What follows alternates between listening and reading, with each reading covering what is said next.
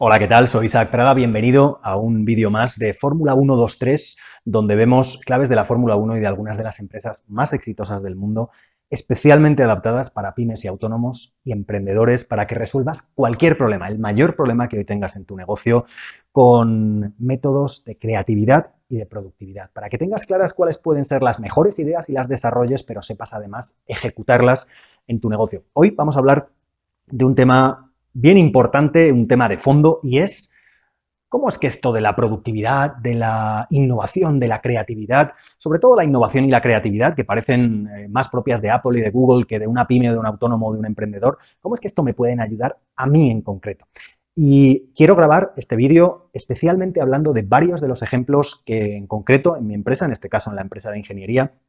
hicimos para aplicar las técnicas de creatividad, de innovación, para resolver problemas que teníamos. Es verdad, muchos para mejorar productos, para tener productos más innovadores o con más prestaciones, pero también para que no pienses que esto solo es innovación de producto, voy a darte ejemplos de cómo innovamos en el modelo de negocio, en el tipo de clientes, en el tipo de enfoque que le planteábamos, en la aplicación de una herramienta que sabíamos utilizar para un sector, cómo aplicarla a otro totalmente diferente. Y esa es la clave de por qué la creatividad y la innovación, que es el eje central de lo que quiero transmitirte hoy en este vídeo, pueden ayudarte a ti, tengas la empresa que tengas. Al final, seas un emprendedor, seas un autónomo, seas una pyme, de distintos sectores, y voy a darte ejemplos concretos que a mí, en el caso de nuestra empresa de ingeniería, nos sirvieron, pero con las empresas con las que trabajo, con cadenas de supermercados, con empresas de robótica, con farmacias de pueblo, artesanías, empresas del sector ganadero que venden carnes selectas, empresas de montaje de obra, empresas industriales, ingenierías. Al final, esto es aplicable, la innovación y la creatividad, entendida así, es aplicable para resolver cualquier problema que tengas en tu negocio y sobre todo el problema más importante que en cada momento tengas en tu negocio.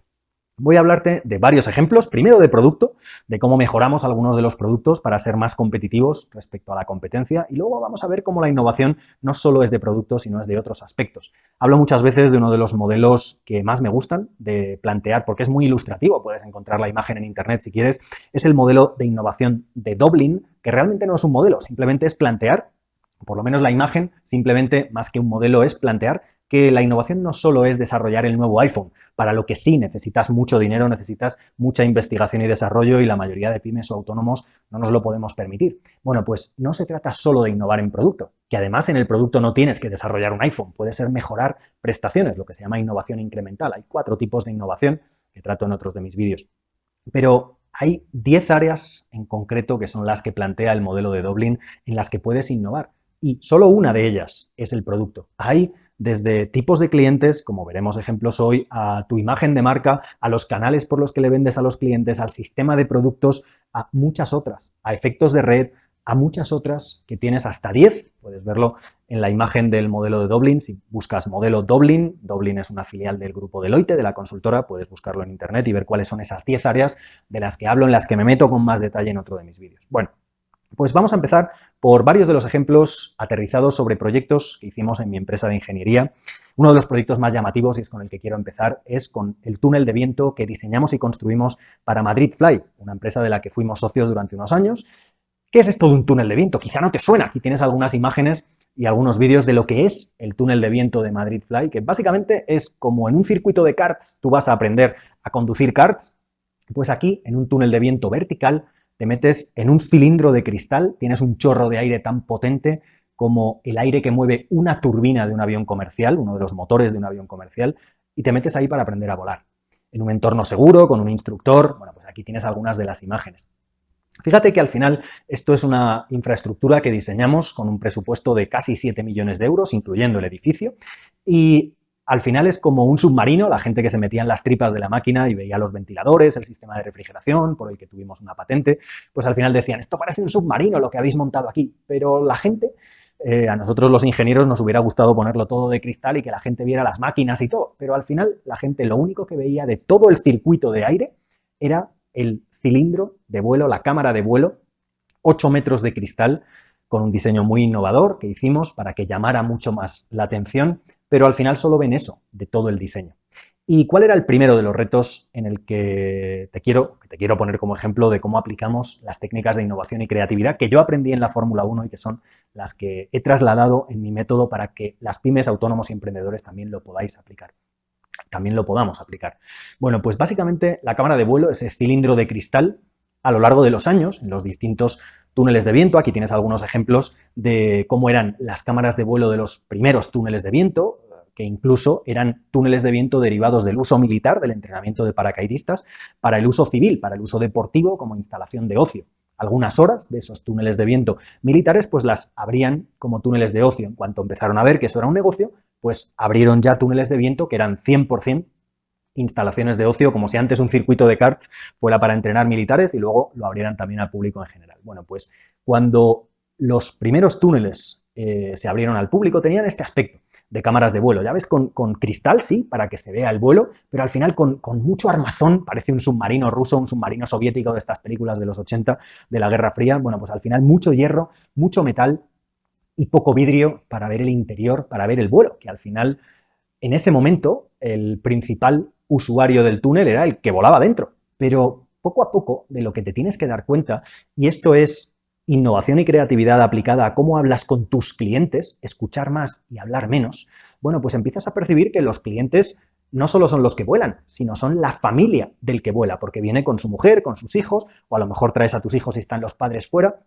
y al final, ¿qué es lo que tú quieres en una instalación de ocio a la que llevas a tu hijo para celebrar un cumpleaños? Una de las cosas es que se lo pase bien, efectivamente, pero otra de las cosas que quieres es tener fotos en su momento y ahora fotos, vídeos, todo tipo de recuerdos de ese momento y que sean lo más vistosos, lo más llamativos para que lo recuerdes con mucho cariño y que sean vídeos chulos, fotos que a tu hijo le gusten y que al final vas a enseñar a tus compañeros de trabajo o que tu hijo o tu hija van a enseñar a otros compañeros de clase de mira dónde celebré mi cumpleaños. Bueno, pues al final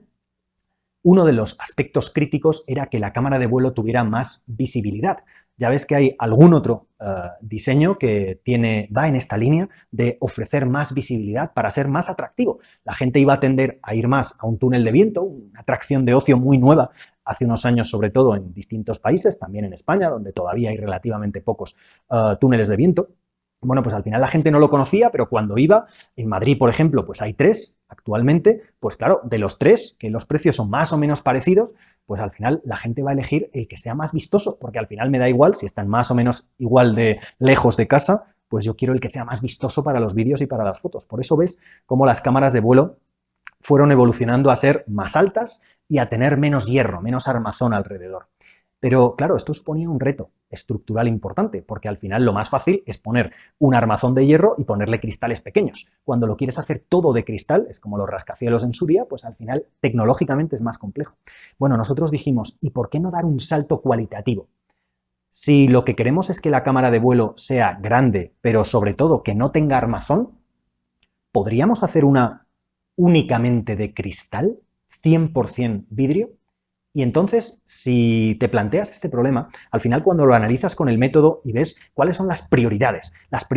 es, en este caso, máxima visibilidad, máxima área de cristal. Luego las prioridades raíz. ¿Cuál es la causa raíz, el problema raíz que tengo que solventar para que eso sea posible? Bueno, pues tengo que analizar el coste, tengo que analizar el tipo de vidrio, los fabricantes que hay, pero sobre todo la tecnología para que el vidrio se sostenga él solo, para que no necesite un armazón de hierro.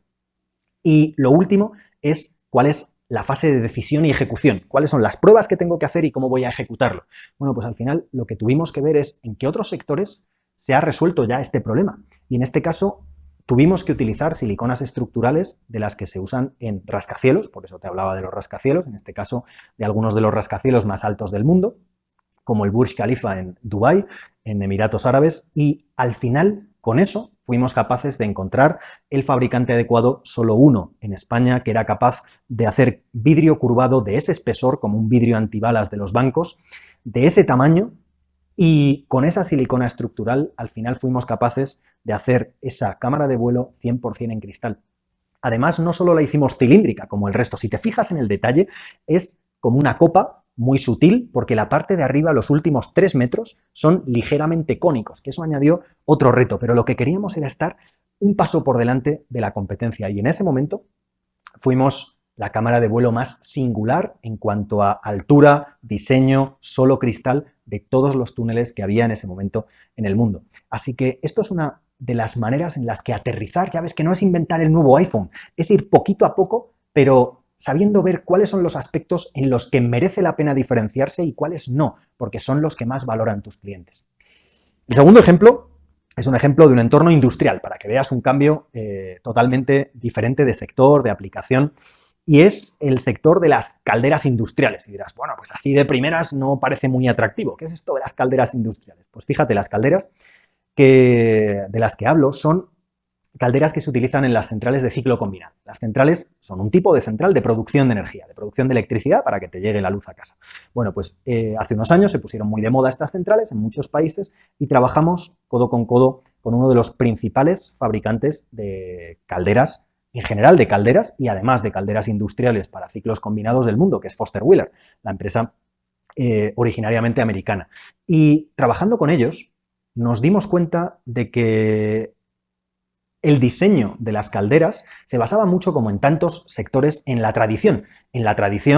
reglas de cómo se diseñan, en este caso, pues esas calderas desde hacía muchos años, y no se habían parado a aplicar tecnologías modernas, en nuestro caso, en lo que éramos expertos, de simulación de fluidos, simulación de cómo se movían los gases dentro de la caldera, simulaciones por ordenador, porque la industria en general no se acababan de fiar, pero ellos fueron pioneros en confiar en ese tipo de simulaciones y nosotros supimos percibir las necesidades cuando tuvimos las primeras reuniones con ellos. Al final fue después de una presentación que hicimos en un congreso sobre simulaciones que se dirigieron a nosotros y nosotros supimos ver el potencial que teníamos y es verdad, hicimos una serie de proyectos donde les resolvíamos las simulaciones dentro de la caldera con la simulación de los distintos gases, de la mezcla de gases y demás, para ver distintos temas de optimización, de cómo mejorar el diseño de la caldera, usar menos material, que fueran más baratas, que tuvieran mejor rendimiento, pero al final hicimos dos cosas. Una, la primera, fue cuando tuvieron un problema en una central en Oriente Medio y ahí tenían un problema porque de repente la caldera empezaba a vibrar de manera brutal, imagínate un coloso de tantos metros, decenas de metros en muchos casos de alto, ancho, bueno, no ancho, pero alto y largo, las calderas industriales y al final empezaba a vibrar cuando lo ponías, cuando querías darle chicha a tope, cuando querías poner la central a producir energía eléctrica a tope, que es lo más rentable, evidentemente, estar produciendo toda la energía eléctrica que la central puede producir, pues al final, en ese momento, cuando pasabas de un cierto umbral, aquello empezaba a traquetear, como si fuera un coche viejo, cuando empieza a dar golpes y no sabían por qué. Y entonces ellos, que confiaban plenamente en lo que hacíamos,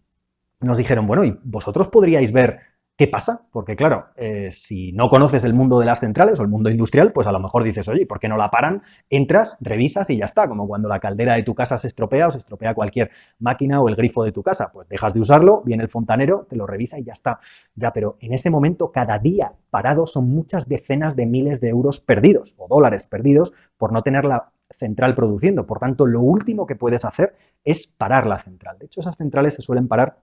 a lo largo del año una vez en el entorno de 3, 4, 5 días de ese orden para hacer mantenimiento y volver a estar funcionando casi al 100% durante todo el resto del año, si pueden. Entonces, parar no era una opción. Así que teníamos que ver desde fuera qué era lo que pasaba. Ellos, con lo que veían de la central, no sabían valorar, con los parámetros, con los sensores que tenían, no sabían valorar qué pasaba. Así que tuvimos que aplicar innovación y creatividad para pensar de una manera diferente. Y no se trata de gastar millones, sino se trata de pensar de manera diferente y tener las técnicas adecuadas. Después de aplicar nuestro método, lo que desarrollamos fue un árbol de posibilidades y al final les dijimos, bueno, una de las cosas elementales que nos va a permitir eliminar muchas de estas posibilidades que tenemos en nuestro árbol de muchas decenas de posibilidades, de posibles causas de este problema, es que grabéis el ruido de lo que está pasando. Nos dijeron, ¿cómo grabar el ruido? ¿Y eso os va a dar muchas pistas? Y dijimos, sí, grabad el ruido de lo que está pasando. Simplemente con un móvil, iPhone o Android, da igual, grabaron el ruido de la central y nos mandaron el clip de audio, el sonido de esa central cuando entraba en modo de vibración, de traqueteo terrible que daba miedo brutal. Bueno, pues con eso hicimos un análisis espectral, básicamente de las frecuencias que tenía ese ruido, como cuando hacen un análisis en las películas de policías de la voz del asesino para analizar si la voz es de uno o de otro, para hacer ciertos estudios, ver los parámetros tipo CSI. Bueno, pues lo mismo para una central. En el caso de la caldera hicimos el análisis espectral para ver qué frecuencias tenía ese ruido. ¿Y por qué qué frecuencias? Porque las frecuencias nos podían dar una idea de qué podía estar causando aquello. Si era una alta frecuencia, típicamente eran elementos chiquititos, si era baja frecuencia, era pues a lo mejor una pieza más grande dentro de la caldera que estuviera vibrando y golpeando. Fíjate el nivel de violencia que podía tener ese ruido cuando estabas sobre todo en una central de ese tamaño, de esa envergadura. Bueno, pues al final con eso empezamos a quitar ramas del árbol, de ver cosas que podían ser las causas y cosas que claramente por ese simple ensayo, que era gratis, simplemente grabar y hacer el análisis espectral, descartamos muchas de las causas. Así empezamos a ver cuál era la posible causa, hicimos simulaciones mucho más orientadas, pudimos diseñarles una pieza que resolviera el problema o que con la información que teníamos tuviera más posibilidades de resolver el problema y, como siempre digo, era la mejor pieza, el mejor diseño para evitar el problema que vimos que tenía ese equipo en concreto, no, pero era el mejor diseño para el tiempo que teníamos para diseñarlo y meterlo en la siguiente parada, que era alrededor del verano, si no me equivoco, alrededor del mes de agosto, y tenían unos días. Teníamos que decidir si hacíamos un diseño mucho mejor, pero teníamos que esperar un año con el dinero que se pierde, o hacíamos el mejor diseño posible en ese tiempo y además un diseño que no fuera muy exótico porque se tenía que poder instalar en la caldera durante la parada y en paralelo con el resto de obras de mantenimiento, de tareas de mantenimiento que se hacían en la caldera. Desarrollamos ese sistema, lo probamos y gracias a Dios, pues de eso hace ya quizá 5, 6, 7 años, pues sigue funcionando esa central y pudieron subir la central a funcionamiento a máxima potencia con todo el dinero que eso supone. Así que esto es otro ejemplo de cómo no se necesitan millones, no es una innovación de desarrollar el nuevo iPhone, es una innovación que si sigues el método adecuado, en este caso, para analizar cuáles podían ser las causas más rápidamente en un tiempo muy limitado, pudimos darle una solución mucho mejor a nuestro cliente, que por supuesto nos contrató para otras cosas. Y te daré el segundo ejemplo de lo que hicimos para este cliente más adelante. Pero ahora quiero hablar de un tercer ejemplo y estos puedes pensar que son todos de producto. Por eso luego te voy a hablar de otros ejemplos de saber cómo cambiar de nicho de cliente o saber cómo al mismo cliente ofrecerle algo de más valor, de mucho más potencial, que sea un proyecto más grande para ti, sí, pero porque al final de mucho más valor y mucho más a largo plazo para tu cliente, que sea algo más recurrente y no sean proyectos sueltos, de cálculos sueltos que te mande un cliente, como en este caso podía ser el fabricante de calderas. Bueno, pues el tercer ejemplo, aquí ves la imagen, es para uno de nuestros primeros bebés en nuestra ingeniería, que fue una bicicleta eléctrica. Y fíjate que si la ves y no eres muy experto en bicicletas eléctricas, a lo mejor dices, bueno, sí, tiene más o menos un diseño de prototipo. Era un prototipo, no era la versión final, evidentemente, pero era un prototipo para llevar a una de las ferias de bicicletas eléctricas más importantes que hay a nivel europeo, que se hace en Friedrichshafen, en el sur de Alemania, cerca del lago Constanza. Y cuando nos plantearon el proyecto de desarrollar un prototipo para esa feria, al final conseguimos desarrollar 3 prototipos para esa feria, pero ese prototipo en concreto, y todos seguían la misma filosofía, nosotros habíamos visto un montón de avances que había en bicicletas eléctricas de todo tipo, incluso de marcas muy asentadas de bicicletas, y lo que nosotros percibíamos en los clientes,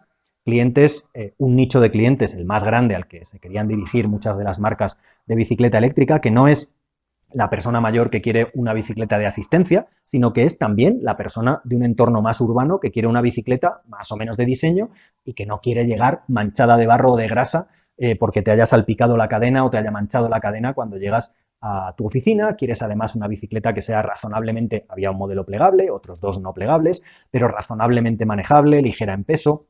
que no tengas mucha complicación para sacar la batería, cargarla como la batería de tu móvil y volverla a meter. Bueno, y una de las cosas que veíamos, si vives en cualquier ciudad, pues Madrid, Barcelona, Valencia, Vigo, que tengan bicicletas eléctricas, pues habrás visto que las bicicletas tradicionalmente, al principio y muchas ahora todavía, son una bicicleta tradicional a la que le han encasquetado un tetrabric de baterías, como si fuera un paquete de leche de baterías o una barra de pan de baterías en una parte pues bastante visible de la bicicleta y que da un aspecto estético bastante feo, bastante farragoso de diseño global de bicicleta. Bueno, pues al final nosotros dijimos, bien, pues teniendo en cuenta el cliente al que tiene que ir dirigido, que no es bonito que se vea la batería, que no es bonito que se vean otros elementos, sobre todo la batería, pero también otros elementos como el motor, muchas veces era demasiado grande en la bicicleta. Al final integramos todo dentro de la bicicleta usando tecnologías que ya existían, no inventamos nada, simplemente buscamos lo que había, con ojos grandes, como siempre decimos, buscamos lo que había en otros sectores e incorporamos en la bicicleta una correa en este caso de Gates, de uno de los fabricantes para correas en el sector de automoción y, por ejemplo, para correas en motos, como vemos en muchas motos de marcas conocidas. Y al final incorporamos esa correa, incorporamos un cambio diferente, un cambio continuo, en lugar de tecnologías que utilizaban otras bicicletas, incorporamos un motor introducido dentro del eje central de los pedales en la bicicleta. Al final incorporamos elementos, fíjate dónde va la batería, por ejemplo, la batería era un cartucho que iba incrustado en la parte trasera del tubo. También incorporamos luces de freno, luces con 2 niveles de intensidad, como si fueran las de posición, perdón, las de conducción normal y las luces largas. Bueno, al final esos eran elementos más de prototipo o para gamas más caras de esa bicicleta, pero al final elementos como la correa, como la batería, como el motor integrado, hacían que esa bicicleta pareciera una bicicleta tradicional. De hecho, en esa feria, que era de bicicletas eléctricas, nos dijeron, bueno, pero ¿y por qué venís a una feria de bicicletas eléctricas con esta bici que no es eléctrica? Hasta que se daban cuenta de que era eléctrica. Eso fue uno de los mayores piropos que nos echaron. Y nosotros vimos en esa feria que había bicicletas que habían incorporado la correa, había bicicletas que habían incorporado el motor así integrado y otros elementos que llevaba nuestra bicicleta, pero ningún prototipo, y eso fue súper satisfactorio cuando lo vimos, llevaba los 3 en 1, todos los elementos en la misma bicicleta. Al final eso lo que hacía era captar una estética o conseguir una estética diferente con un precio, que fue uno de los retos, que fuera competitivo, que fuera prácticamente el mismo o muy competitivo con otras bicicletas, un coste que permitiera luego tener un precio competitivo en los distintos mercados y al final eso es lo que permitió que el cliente tuviera un producto más competitivo que lo que entonces se traía, que eran simplemente bicicletas de China con ese brick de leche de baterías detrás. Al final, esto supuso una gran inversión en investigación y desarrollo de productos propios, desarrollo de nuevos materiales, química, necesidad de laboratorios, de un equipo muy grande, no. Simplemente tener clarísimas las necesidades del cliente, aplicar el método de cuáles son las áreas prioritarias que el cliente valora, cuáles son las causas o las teclas que puedo tocar para tener más impacto y al final cuáles son las opciones que tengo y cuál es la manera más fácil de probar todas esas opciones para ver cuál es la tecla que de verdad al final da un producto más innovador, más creativo, en este caso para el caso de las bicicletas. Así que al final se trata de, con estas técnicas de creatividad y innovación, ya ves que un autónomo, una pyme, nosotros en ese momento teníamos 5 o 6 personas en el equipo, puedes aplicar esto y puedes estar al mismo nivel, o por lo menos siendo competitivo con empresas mucho más grandes que tú y de otros países donde parece que todas las empresas alemanas son invencibles y mucho más potentes que tú, pues tienen muchísimas cosas positivas, pero puedes ser competitivo con ellos si tienes la mentalidad adecuada, si le das al coco y si tienes el método, las técnicas y el paso a paso de cómo hacerlo, que yo aprendí en la Fórmula 1, en otros sectores de algunas de las empresas más exitosas del mundo y que he adaptado para que lo pueda aplicar cualquier pyme, cualquier autónomo, cualquier emprendedor. Y ahora vamos a pasar, para cerrar este vídeo, a los ejemplos que son todavía de otros campos, digamos, más diferentes, que no son de producto, como la cámara de vuelo, de producto como la bicicleta, de darle vueltas a la cabeza, pero al final también parece muy ligado al producto, como en la caldera industrial, pero en ese caso ya un poquito diferente, cuando nos ayudó la mentalidad y la manera de ser creativos que yo trabajo, para de todas las posibles causas ver en el tiempo que teníamos lo antes posible cuáles eran las que sí podían ser y descartar la mayoría porque no nos hubiera dado tiempo a probar todas. Bueno, pues al final, para que veas que la innovación, que la creatividad la puedes aplicar a muchas más áreas de tu negocio y que es crítica para esa que las empresas dicen que es la habilidad más importante de las empresas hoy de cualquier tamaño, que es la resolución de problemas complejos, bueno, pues para eso necesitas innovación y vas a ver cómo ahora, con otros 2 ejemplos, pues también lo aplicamos nosotros a algo que no es necesariamente producto, sino que es para algo que ya tienes, ver cómo lo puedes aplicar para otros nichos de clientes o para darle más valor al cliente que tienes. Y cierro este vídeo con 2 ejemplos, que son, en este caso, como la tecnología que nosotros habíamos utilizado para el túnel de viento, por ejemplo, incluso para las calderas industriales, de simulación de fluidos, fuimos capaces de pensar, bueno, y esto vamos a irnos a otros sectores donde también lo podamos aplicar. Y en concreto, en este caso la labor comercial de José María, de mi socio, pues en una de las ferias de entornos de ocio y entretenimiento y demás, eran otros sectores donde creíamos que podíamos aplicar nuestra simulación de fluidos, porque al final cualquier sector que tenga líquidos o gases en movimiento, pues podíamos aplicarlo y vimos que ahí era un sector en el que podíamos tener potencial. Acabamos trabajando con una empresa canadiense de fabricación de montañas rusas de agua, montañas rusas de toboganes de agua que tenían chorros, tenían inyectores de chorros. Bueno, pues estuvimos ayudándoles para optimizar el diseño de esos chorros, para reducir el consumo energético y trabajamos con ellos durante varios meses en varios proyectos ligados al rediseño de un nuevo concepto de montaña rusa que querían aplicar en los parques temáticos y en los parques de atracciones más grandes de Estados Unidos y de todo el mundo donde ellos trabajaban. Ese fue uno de los ejemplos de cómo la creatividad y la innovación con las técnicas adecuadas te ayuda a ver cuáles son los sectores, otros nichos de cliente que pueden tener más potencial. No se trata de simplemente pensarlos, sino de con las técnicas adecuadas ver cuáles pueden tener más potencial. Porque pensarlos, sacas una hoja y los puedes pensar, pero cómo probar cada uno, cómo probar mejor,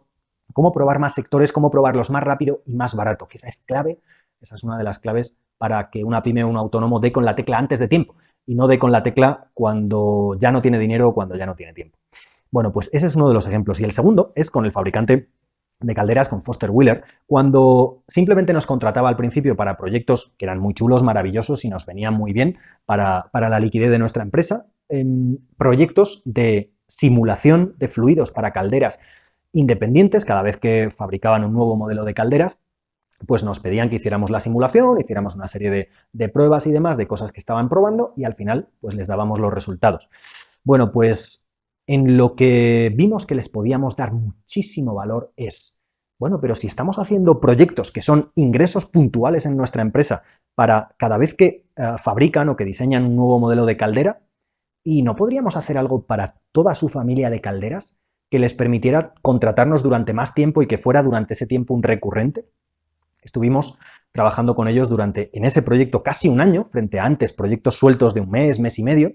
en un proyecto de nuestra metodología de optimización, básicamente en lo que se basó mi tesis doctoral de ingeniería, pues al final método de optimización para diseñar mejor, optimizar el diseño de sus futuras familias de calderas. Lo aplicamos para varias familias de calderas y de esa manera tuvimos un proyecto mucho más grande para nosotros, mucho más de tipo recurrente que no ingresos a picos, como sufren muchas empresas al principio, y para ellos tuvieron muchísimo más valor porque fueron la primera, al menos que conozcamos, empresa que se metió tan de lleno en optimizar el diseño, en tener criterios mucho más claros para optimizar el diseño de sus futuras familias, en este caso de calderas industriales. Así que fíjate cómo con todos estos ejemplos que te he dado, el de la cámara de vuelo, el de la bicicleta, el de la caldera que traqueteaba en una de las centrales y cómo conseguimos ver la solución, instalar la solución óptima en el tiempo que teníamos, como en el caso de la bicicleta eléctrica, pero también buscando otros nichos de clientes o dando más valor al cliente que ya tienes, pues al final he querido dedicar este vídeo a ejemplos concretos, aterrizados, ejemplos tangibles que puedes ver, y los has visto muchos de ellos con imágenes, para que te hagas una idea de cómo la innovación y la creatividad pueden ser y son críticas para tu negocio hoy. Críticas en cómo pensar en nuevos modelos de negocio, nuevas promociones que hacerle a tus clientes, por supuesto nuevas características que añadir a tus productos o servicios, o quizá nuevos productos o servicios, cómo dirigirte a nuevos tipos de clientes. Tienes un vídeo también en mi canal de YouTube de cómo dirigirte a un nuevo nicho de clientes, cómo empezar a vender en un nuevo nicho de clientes. Si lo buscas, nuevo nicho de clientes, pues te aparece el vídeo en YouTube y tienes un vídeo también en el que me meto en detalle en esto con una estrategia en 8 pasos. Bueno, pues al final todo esto es para mostrarte que hoy las pymes, los autónomos, los emprendedores necesitan como el oxígeno, como cuando estás ahogándote en un naufragio necesitas el oxígeno, pues el oxígeno de las pymes hoy, uno de los más potentes, de los que más resultados te puede dar, es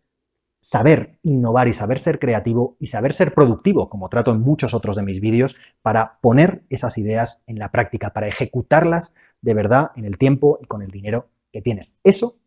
es lo que te va a ayudar a marcar la diferencia de verdad. Por eso, en este vídeo has visto ejemplos de todo tipo y tienes en otros de mis vídeos ejemplos también de cómo las técnicas de innovación y creatividad y las técnicas de productividad, gestión del tiempo, gestión de equipos, te pueden ayudar a tener muchos